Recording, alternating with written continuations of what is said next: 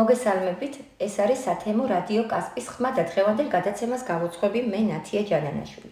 ჩვენი რადიო კასპის ხმა შეიქმნა პროექტი მისი ხმის ფარგლებში DVV International-ის და გერმანიის საგარეო საქმეთა სამინისტროს ფინანსური მხარდაჭერით, რომელსაც პარტნიორობას უწევს გერმანიის სათემო რადიო ზეტისა და კასპის ზრდასრულთა განათლების ცენტრი. რუბრიკის ბიბლიოთეკების არსი დღევანდელობაში დღევანდელი გადაცემის თემაა ბიბლიოთეკა და ჩემი საყვარელი წიგნები. კასპის მთავარი ბიბლიოთეკა აგერ უკვე მრავალი ათეული წელია, ჩამდგარია მომავალი თაობებისა და მოსახლეობის სამსახურში, ცდილობს არ ჩამორჩეს ცხოვრების ფერხურს, მუდმივად იყოს სიახლეების სადარაჯოზე, გაითვალისწინოს ყველა თაობის მკითხველთა სურვილები. მას შემდეგ, რაც ჩვენ რამდენიმე გადაცემა დავუთმეთ კასპის მთავარი ბიბლიოთეკის წიგნად ფონდში, დაცული სხვადასხვა წიგნების მიმოხილვასა და რადიო მსმენელს დავუკვირდით, რომ ეს ციკლი კვლავ გაგრძელდებოდა და მომავალშიც ასე იქნება. აქედან გამომდინარე, ჩვენი დღევანდელი გადაცემა გვინდა მთლიანად დავუთმოთ ბიბლიოთეკის ერთ-ერთ ერთგულ მკითხველ ანი ეილურიძეს, რომელიც ჯერ კიდევ პატარა ასაკში ეზიარა წიგნის სამყაროს და გაუყვა წიგნებისკენ გაყვანილ ბილიკებს და დღემდე წიგნები მისი ერთგული მეგობრები არიან. მოგესალმები ანი, დიდი მადლობა რომ დაგვთანხმდი სტუმრობაზე. მოგესალმებით. ანი, გთხოვ მოკლედ გითხარი ამჟამად რითი ხარ დაკავებული და ყველაზე მნიშვნელოვანი რა ასაკიდან დაიწყე ბიბლიოთეკასთან ურთიერთობა და თუ გახსოვს პირველი ადამიანი ის, ვინც გაზიარა ბიბლიოთეკის იდუმას სამყაროს.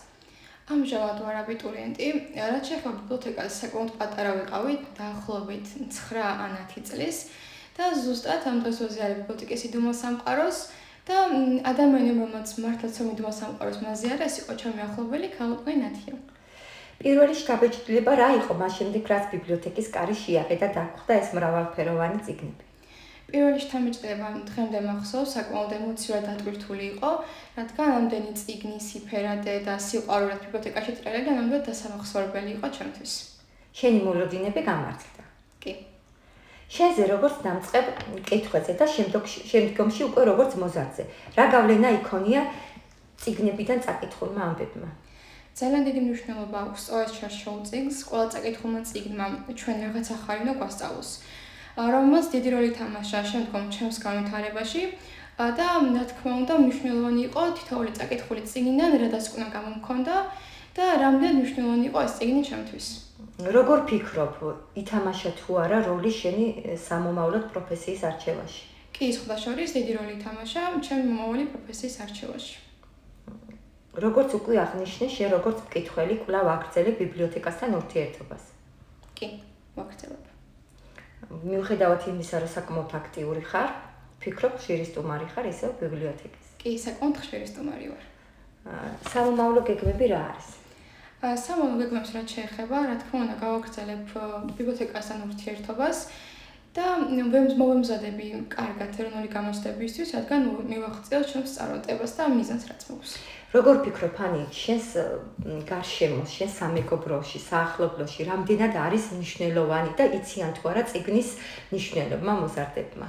ვფიქრობ, რომ ჩემს სამეგობრო წრეს კარგად აქვს გაცნობიერებული წიგნის არსი და მნიშვნელობა, რადგან ჩვენ ხშირად გვიწევს ხოლმე წიგნებზე საუბარი და ჩვენს ემოციებს უზიარებთ ერთმანეთს. რას უსურვებთ ჩვენს ბიბლიოთეკას?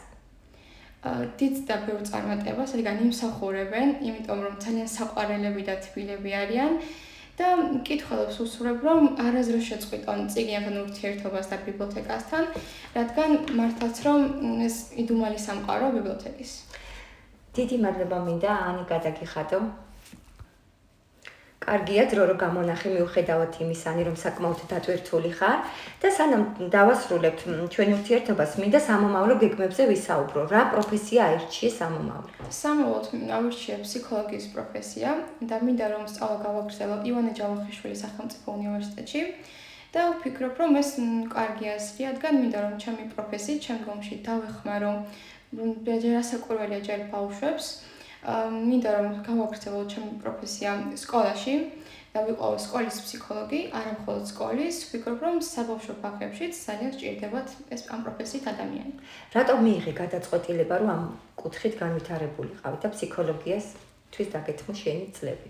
სხვა შორის წაღამახსენე წიგნთან დაკავშირებით წამკითხე ერთ-ერთი წიგნი, ცხოვრების 12 წესი და ამ წიგნიდან გამომდინარე მივხვდი რომ ეს პროფესია ჩემთვის იქნებოდა საინტერესო და ჩემს გარშემო ადამიანები, რომლებსაც ვიცნობ, ხშირად მეუბნებოდნენ, რომ მომიხდებოდა, ასე ვთქვათ, ეს პროფესია და რაღაც მხრივ მქონდა, ასე ვთქვათ, ფესი, რომ გამეგრძელებინა ეს პროფესია.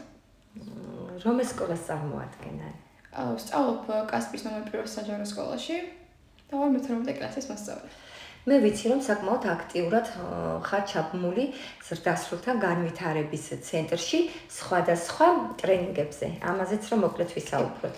მაგალითად, 2023 წელს ვიყავი ჩართული, ეს არის ფორუმი 2023 წლის, რომელიც ექვემდებარებოდა ჩვენს განვითარებას და სხვა ახალგაზრდების ჩართვას სხვადასხვა პროექტებში. რაც ვფიქრობ, წარმატებულად გამოგვივიდა. ვფიქრობ, ამ ასაკისთვის რა ასაკში თქვენ იმყოფებით, საკმაოდ დატვირთულია თქვენი რეზიუმე და დოსიე და მინდა წარმატებები გისურვო და ყველა შენი მიზნის და ჩანაფიქრის ასრულება, ასევე დიდი მადლობა მინდა გადაგიხადო მობრძანებისთვის და დაგემშვიდობები. მადლობა ნახვამდის.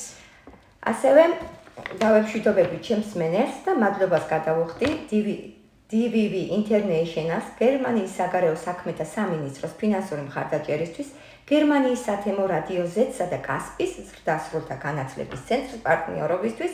მადლობა რადიო მსმენელს, ჩვენ კი ძალიან მალე შევხვდებით მომდევნო გადაცემით. მომავალ შეხვედრამდე.